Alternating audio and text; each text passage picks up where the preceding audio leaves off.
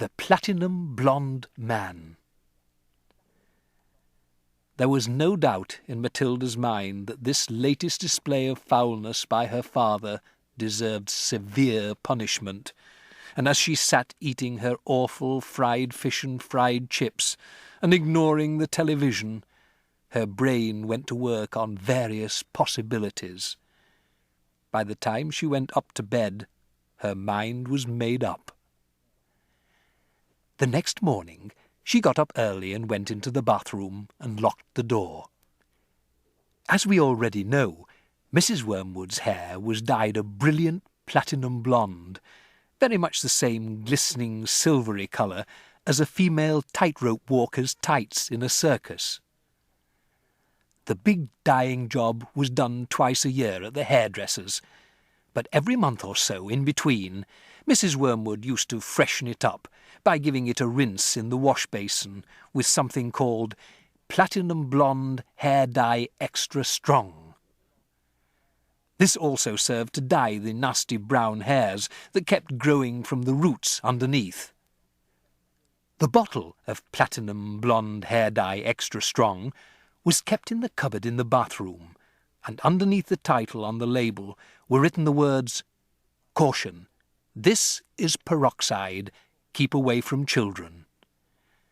Matilda had read it many times with fascination. Matilda's father had a fine crop of black hair, which he parted in the middle, and of which he was exceedingly proud. "Good strong hair," he was fond of saying, "means there's a good strong brain underneath." "Like Shakespeare?" Matilda had once said to him. "Like who?" "Shakespeare, Daddy." "Was he brainy?" "Very, Daddy." "He had masses of hair, did he?" "He was bald, Daddy." To which the father had snapped, "If you can't talk sense, then shut up." Anyway, Mr. Wormwood kept his hair looking bright and strong, or so he thought, by rubbing into it every morning large quantities of a lotion called Oil of Violets Hair Tonic. A bottle of this smelly purple mixture always stood on the shelf above the sink in the bathroom, alongside all the toothbrushes, and a very vigorous scalp massage with oil of violets took place daily after shaving was completed. This hair and scalp massage was always accompanied by loud masculine grunts and heavy breathing and gasps of, "Oh, that's better! That's the stuff! Rub it right into the roots," which could be heard clearly by Matilda in her bedroom across the corridor. Now, in the early morning privacy of the bathroom, Matilda unscrewed the cap of her father's oil of violets and tipped 3/4 of the contents down the drain. Then she filled the bottle up with her mother's platinum blonde hair dye, extra strong. She carefully left enough of her father's original hair tonic in the bottle so that when she gave it a good shake, the whole thing still looked reasonably purple. Then she replaced the bottle on the shelf above the sink, taking care to put her mother's bottle back in the cupboard. So far, so good. At breakfast time, Matilda sat quietly at the dining-room table, eating her cornflakes. Her brother sat opposite her, with his back to the door, devouring hunks of bread smothered with a mixture of peanut butter and strawberry jam. The mother was just out of sight around the corner in the kitchen, making Mr. Wormwood's breakfast, which always had to be 2 fried eggs on fried bread, with 3 pork sausages, and 3 strips of bacon, and some fried tomatoes. At this point, Mr. Wormwood came noisily into the room.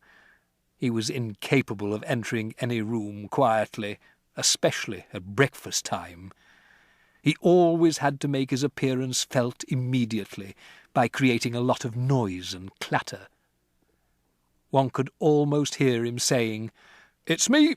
Here I come, the great man himself, the master of the house, the wage earner, the one who makes it possible for all the rest of you to live so well. notice me and pay your respects." On this occasion he strode in and slapped his son on the back and shouted, "Well, my boy, your father feels he's in for another great money-making day today at the garage. I've got a few little beauties I'm going to flog to the idiots this morning. Where's my breakfast?" "It's coming, treasure," Mrs. Wormwood called from the kitchen. Matilda kept her face bent low over her cornflakes. She didn't dare look up. In the first place, she wasn't at all sure what she was going to see, and secondly, if she did see what she thought she was going to see, she wouldn't trust herself to keep a straight face. The sun was looking directly ahead out of the window, stuffing himself with bread and peanut butter and strawberry jam. The father was just moving round to sit at the head of the table when the mother came sweeping out of the kitchen, carrying a huge plate piled high with eggs and sausages and bacon and tomatoes. She looked up. She caught sight of her husband. She stopped dead. Then she let out a scream that seemed to lift her right up into the air, and she dropped the plate with a crash and a splash onto the floor. Everyone jumped, including Mr. Wormwood. "What the heck's the matter with you, woman?" he shouted. "Look at the mess you've made on the carpet." "Your hair!" the mother was shrieking, pointing a quivering finger at her husband. "Look at your hair! What have you done to your hair?" "What's wrong with my hair, for heaven's sake?" he said.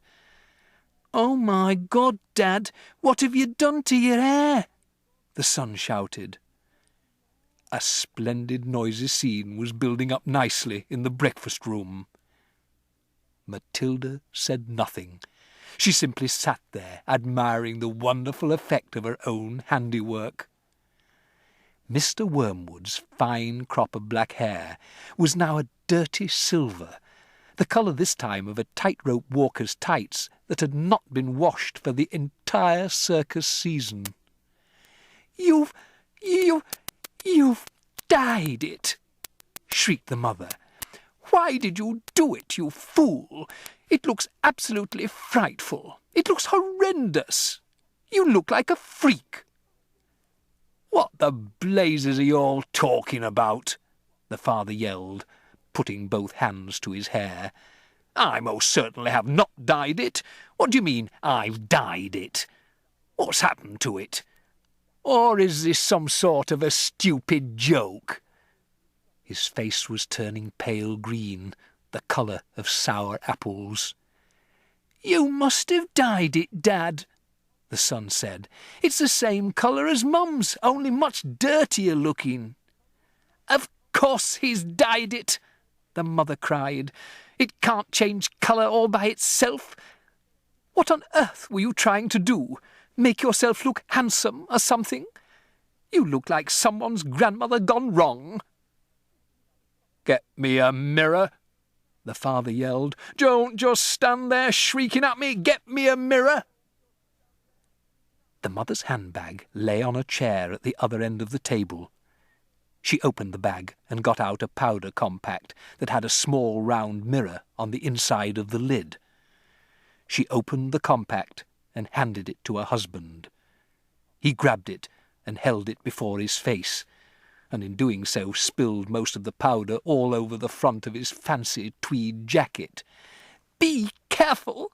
shrieked the mother. "Now look what you've done! That's my best Elizabeth Arden face powder.